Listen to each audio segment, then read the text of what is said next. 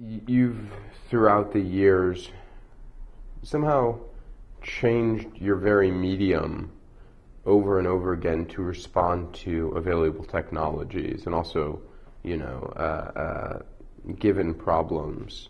I'm thinking, most significantly of your work with, and Ocean Earth's work with satellite data and turning that into images and how satellite imagery is useful, and the problems of the oil industry. You really are tied to our times.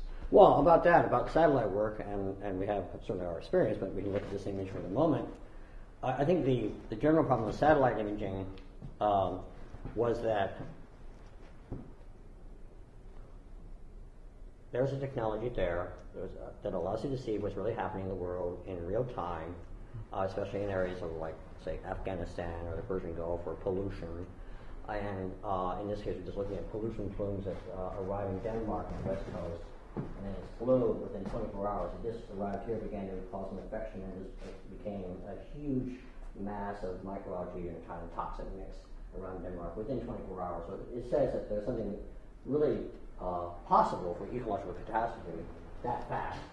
And then some other analyses would allow you to analyze that the actual impact there with that explosion here would have to come from a flow like this, coming out of that zone. Well, okay, this is you might say, scientific discussion. Well, to show this is not allowed, or wasn't allowed in the Dutch media, for example, because they say it might cause a panic. Well, actually, it's important to cause a panic. It's important to cause concern. It's important to cause awareness of the real potential dangers to us, or the actual dangers. Now, this effort of artists to work with satellite data for mass media was pioneered by a half dozen people. And here's kind of the magic, and I think this is something that we see with other events like collaborative projects, again, various people coming together. It occurred that Taro Suzuki, now a painter, very much in retirement, so to speak, from this kind of thing, asked me to start an art air force with him. I was 29, he was 27, I guess, 26. And since my father was in the Air Force, I said, well, how about a Space Force? Because it's sort of the next step after Air Force. And then we talked about satellite imaging and television, and then we did some TV shows, and then somebody said, we have a slot at the kitchen for a show, and I put together a package of ideas, and it was accepted. We did a show. We got to meet all the satellite monitoring people. They liked our thinking. We had a good background with Paul Sherris and other structuralist filmmakers. The person behind the camera, myself, Wolfgang Stehler, Eve Radulaus, who had a connection with the satellite people, Joan Waltemath, who had another connection, and they both had done a show about Space Window at RISD in 1977. We all came together in a very kind of spontaneous way, a very kind of group dynamic way, with no contracts, no deals, just let's get together and make something happen. And we pioneered what then appeared on television as the satellite imaging of the Falklands. Wow, we're on television. Wow, we the artists can do this. Well, part of the reason why that happens is if you can produce a satellite image with a videotape and satellite data processing, and this is all kind of neat to do in the lab, who's going to pay for that? Well, no collector, no museum, TV companies, because they actually have $10,000 to spend right away. I can't really go to a collector and say, please look at my satellite imaging, I don't know where. And so the news thing was not necessarily a prime target, it was just an immediately available target because you have quick cash to do the kind of art you want to make, satellite imaging. Having gotten into that business, we found ourselves to be the pioneer, and we also found, to my great disappointment, that the U.S. government and every government in the Western world wanted us to stop. And we had to play the game of running around here and there in the world, and eventually we were really shut down.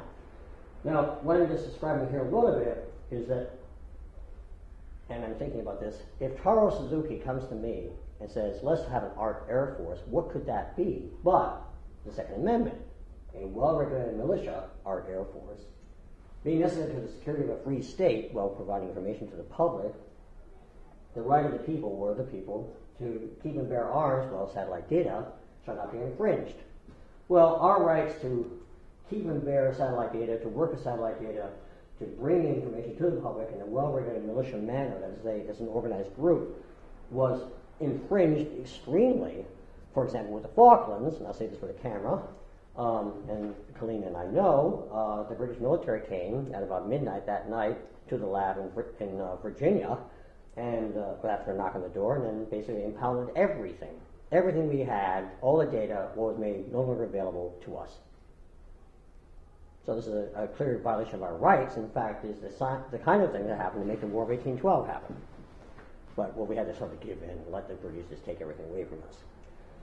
And then when I went to the Argentina government to say, well, this happened, because that's where you could find out where to attack and all that kind of stuff, and I had the FBI saying, well, you shouldn't have done that. Well, we're allegedly neutral, and I'm not telling them any secrets, really. I'm just telling them that, unfortunately, our rights have been violated. And we have now, and this is a quite current issue, I dare say, because, first of all, many dramas occur from here, but we live in a world today where the news about Afghanistan, about Iraq, about pollution, about the Congo, about Nicaragua, whatever, is extremely hard to get. We can only get it from official channels. Why can't artists get it? Why can't qualified, able, visual practitioners process data and find things out? Why are we only depending on Google Earth? We live in, apparently, a free country. We live in a country with a constitution. There's a front page article in the New York Times saying that the Constitution might be just too antiquated and we might just want to forget about it. It's even saying that, well, the whole Second Amendment is just some kind of idiosyncrasy and who cares? I mean, but it results in a profound lack of respect for the notion that the people in a free state shall have access to military capacity at some level. I'm not saying everything, so that they can, as free-forming groups as we were, provide information to the public within the framework of free press, so that the public can then decide freely what to do. If the public could decide or see this kind of pattern of pollution flows coming from here to the Danish coast, they might think twice about having, the people here in Norway and Denmark would think twice about allowing England to have nuclear reactors. That's important to the discussion about our future.